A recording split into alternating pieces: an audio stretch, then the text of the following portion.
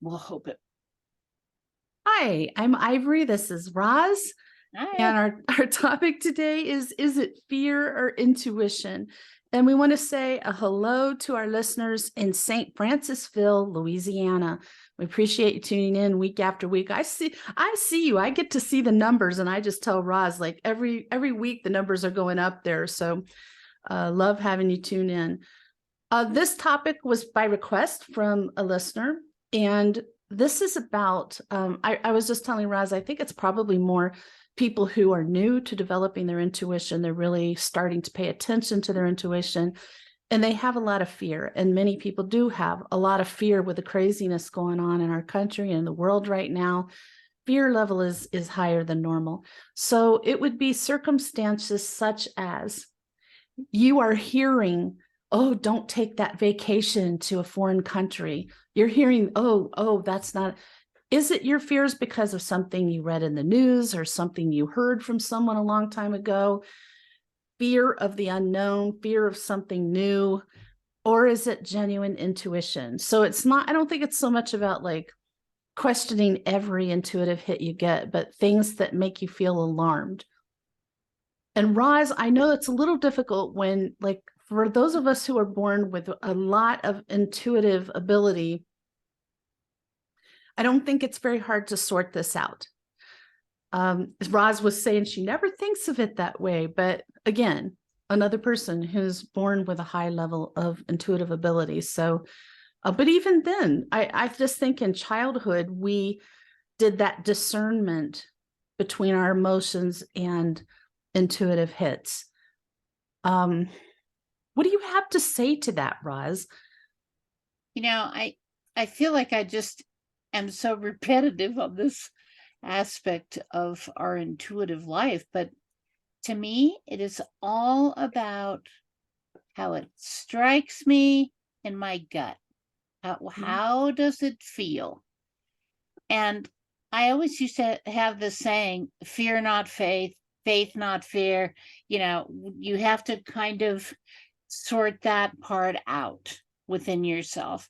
And you really have to put your heart into it and we're a mind, body, spirit being. So we have to kind of put our all into how does it feel and having that faith.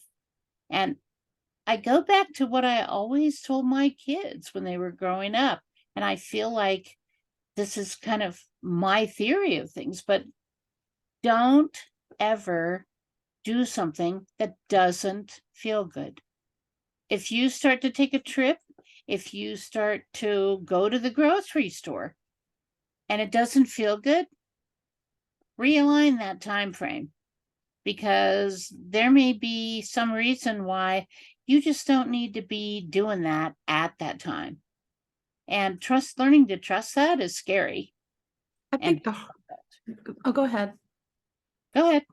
I think the hardest thing on this topic, I was thinking back on this, is when you feel like suddenly feel like you're unsafe, you feel that fight or flight, but you don't know why. And that's a time to ask yourself, is there a reason? And that's tricky because there's a lot of research on this topic that says if you get that kind of feeling, just act on it. Like if you feel like you are in danger, to me, that's a different category. Act on it because your intuition picks it up before you cognitively pick it up, before you really realize you've seen something. Your brain has seen it and is already giving you a warning. So it might not even just be intuition. It might be the way our brains work and we are seeing something without realizing we're seeing it. I say act on it. There's been so many times that I was in a dark place by myself walking and I just got the creepiest feeling. And being who I am, like I trust my intuition. Like I just turned around and walked back to what sounds weird. I walked toward the light, but I did. I turned around. I was in pitch black dark in the woods. And I turned around and just walked back to where there was light. And I asked somebody to walk with me. So sometimes because I'm an Amazon woman, I get a little too brave for myself. And I just like I just like trudge out fearlessly. And then my friends are like, what are you doing? So when I get that feeling, I listen to it. But I think for me, just two things about me that are relevant to this topic. One is that I have anxiety. And so I have to manage that. I have to deal with that. And the other thing is I'm really logical. So when I feel fear about something, the first thing I do is try to calm myself down. I do breathing exercises. I just talk myself down. And then I try to logic through it a bit too. Like, is there any real reason for me to feel this way? Let me give you an example. I'm going to Mexico for Thanksgiving. Haven't been to Mexico in many years. And so many people say negative things about it. Other people say positive. I have a little bit of nervousness about going to Mexico, but I want to go to Mexico and it's going to be fun. So let's say at the last minute, I'm like, oh, I shouldn't go. Would it be my fear of the few people who told me negative things about Mexico? Or is it truly an intuitive hit? Well, then I have to calm all the anxiety part down and really look at this like just what I'm feeling. What am I feeling right now at that gut level? Your gut instinct is your intuition. So what am I feeling there? And then I go with that. So I do use my head and I use my intuition. I think it's pretty balanced. You too, Roz, you're very balanced with that. I try to be, I mean, we can all get overtaken by moments of fear. And if you allow that to kind of run rampant and get out of control, it can really be overwhelming. And it does create tremendous anxiety when that happens. So I always, kind of do the same process you're talking about. A little breath work, a little relaxation, concentration on that for just a few moments, and then bring myself back to my balance point and tune into the faith versus fear intuitions, the feelings. And for me, it's really, once I'm into that, how does this feel mode, I'm in a completely different space with it. And I feel very blessed because I feel like my intuition, since I had it all my life, I feel like it's kind of honed and pretty specific with things. So I think working towards that, like for people who are listening and thinking, wow, this sounds easy, but I bet it's not. Working towards just honing that sense of balance and that sense of perception that we have, and then putting your faith in there, tuning in and allowing your faith to tune in too and say, okay, what are my angels sending me about this? What am I really feeling? But what is my intuitive hit from my guidance? And that's pretty powerful. You got all those things going on. You start to really be in the zone, kind of knowing. I know this has been kind of challenging for the empaths that I know, and myself included. Since all the craziness started in our country, things just really went down a rabbit hole. And there's a lot of fear around the country, around the world. So for empaths, you're not only dealing with your own fear, but sometimes you're going to be like a tsunami of fear from the people in the country, people around you, the people in the world. When it's from everyone in the world, let me tell you that's awful. But when that happens, you really just got to take care of yourself. I always tell people, put your flat hand over your solar plexus, block everything. And then somebody, I don't remember who taught me this, but thank you to that person. This was a long time ago. They said, just ask your angels to remove everything that you're feeling that's not coming from you, from your energetic field. And it's like at that moment, then it's all gone. And all you're left with is what you truly feel, which helps sort this out if it's not your fear. And so learning to manage your empath ability, which is really putting up boundaries when you don't want to feel things and putting up more boundaries when you feel things anyway. Because that kind of fear, like if it's not even just your fear, but fear of hundreds or thousands or millions of people you're feeling, it's very hard for you not to act out of fear. So you've got to first get rid of that, get it out of your energetic field. And then you're left with just what you truly feel. And then you can do what Roz was just saying. At that moment, I say, all right, angels, what do you say about this? Should I go to Mexico for Thanksgiving? They already said yes. I already asked them about it just because I wondered. So just for example, though, like ask your angels, if you don't know how to do that, get a yes or a no from your angels. We can talk about that on an upcoming episode, how to do that. But I think that's important, or just get a psychic yes or a no for yourself, an intuitive yes or a no. So we don't have to be swept away and controlled by our emotions or the emotions of others.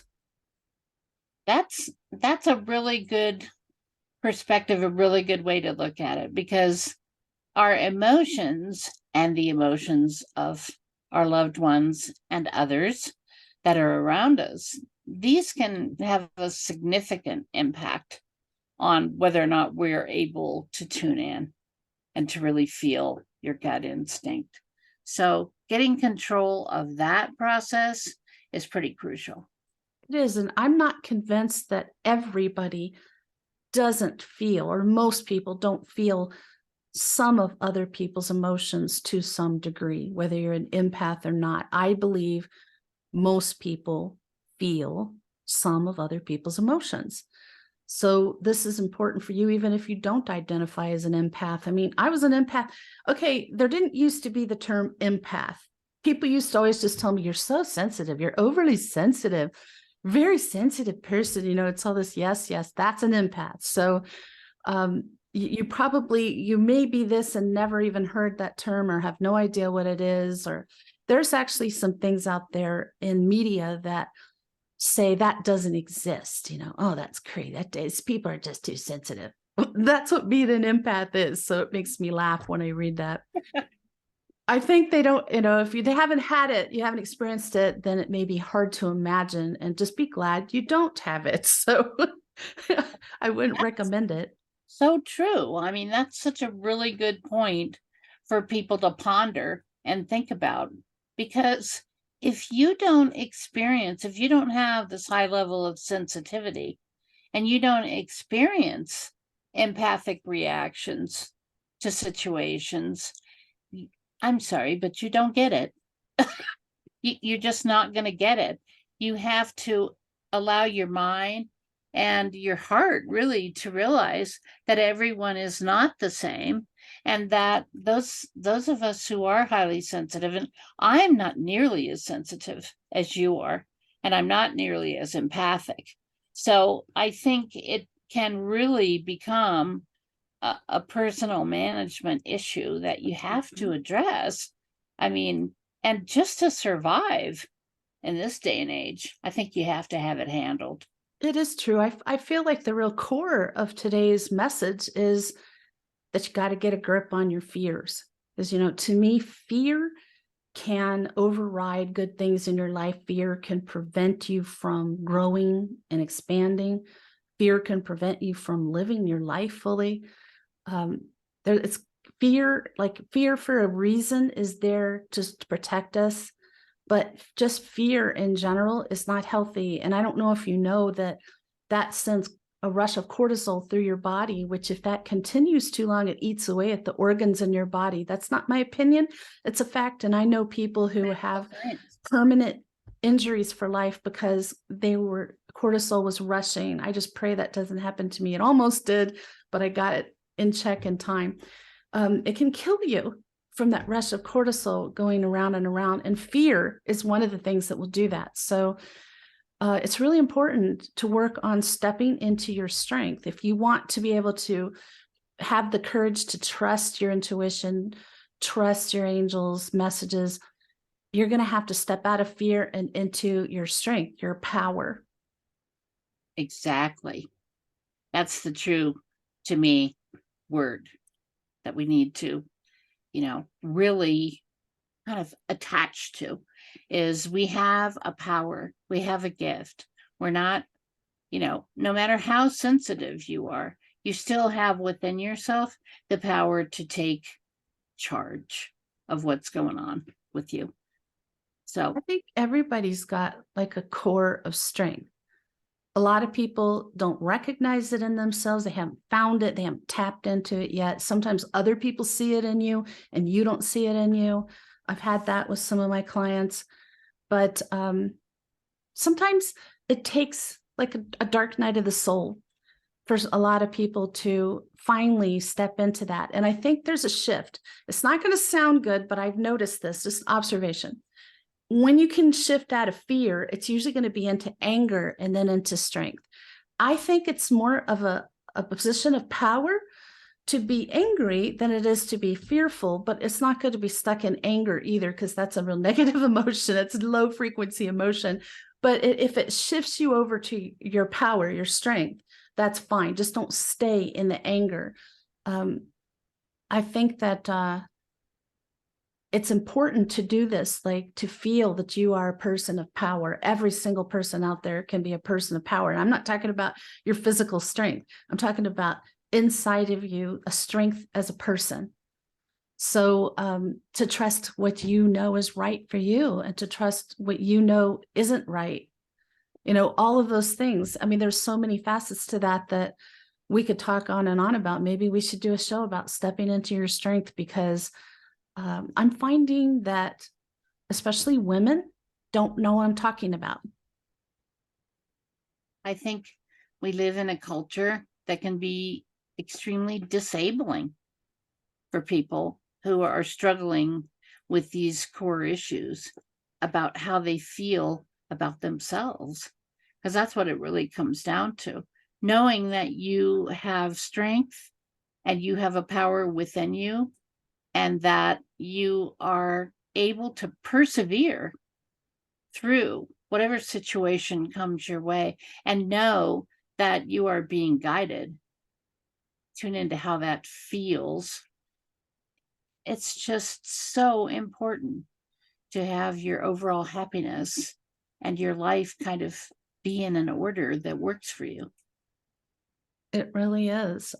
Nobody can do this for you. This is another one of those parts of your personal and spiritual journey where they converge, and only you can make this shift. So next time that you feel afraid, I encourage you to stop, do some breathing to get your fear down, ask anything that's not yours to leave your energetic field, see what you're left with, and then logic your way through that one, plus how it feels at a gut level. I don't think it's a good idea. People who only use their intuition tend to be a little bit untethered, and people who only use their logic are cutting themselves off from a valuable resource, which is the intuition.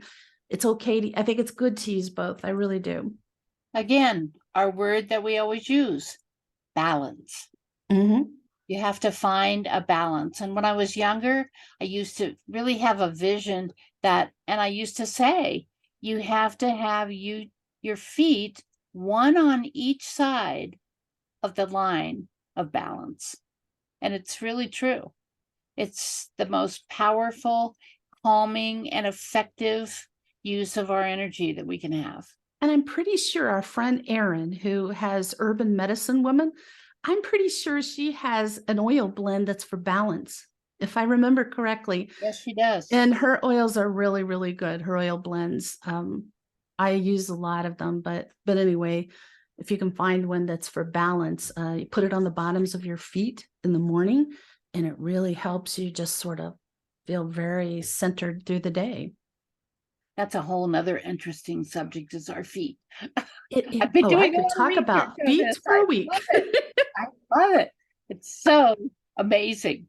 It is. There's this thing a long time ago when I was first introduced to essential oils, and the little girl wheat that they experimented this with is now 25 years old, but she was about 1 or 2, and they put peppermint oil on the bottom of her foot.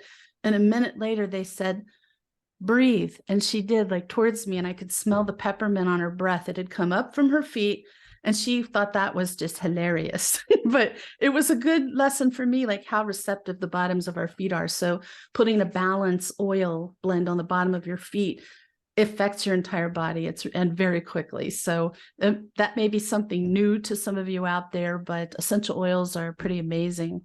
That's how it was designed. Yes, it is. It's one of those things that have been around for a very long time and come back into vogue. And I'm glad. I like things that are natural. I'm not against modern medicine. I have to take medicine, but if I can do something naturally, I'd rather do that. Um, I think that I don't know, is there any other instances or specifics about this, Roz, that you want to add about the differentiating fear from intuition? The only thing I would say is, you know, I really think it becomes all about you finding your sense and your knowledge within of what these various feelings are, these intuitive feelings versus the logical mind. And that's a big part of this. So, you know, research. It And is, and then what's the outcome, right? Like if you tamp down your fears and you do it anyway, what's the outcome? I think part of it, it's almost, and I love my scientific experiments. So it's sort of a little experiment, you listen to the fear and see what happens. Was there a reason to fear? You tamp down the fear and listen to your logic and your intuition, and you do it and everything's fine, and you learn by experience. And so I think that helps us come to a place where we more easily trust our intuitive hits. absolutely. We will be continuing this conversation over on Patreon. We're going to be talking about 10 ways to fight your fears. I think that's going to be useful. And remember, we're offering a free 7-day membership right now, so you can enjoy everything. There's a lot posted over there, a lot of exclusive content. Enjoy it for free. Next Friday, we have a fun topic. Again, suggested by a listener, doppelgangers, doubles That's of be people. great. I had some crazy experiences with this 10 years ago. About 9 years ago. I mean, I was my first experience with it, and they were wild. So I'm looking forward to sharing those with you. Me too. I had some strange ones and very adventurous for the mind. I'm glad to hear it. We got things to talk about here. So we hope you have an enlightening week.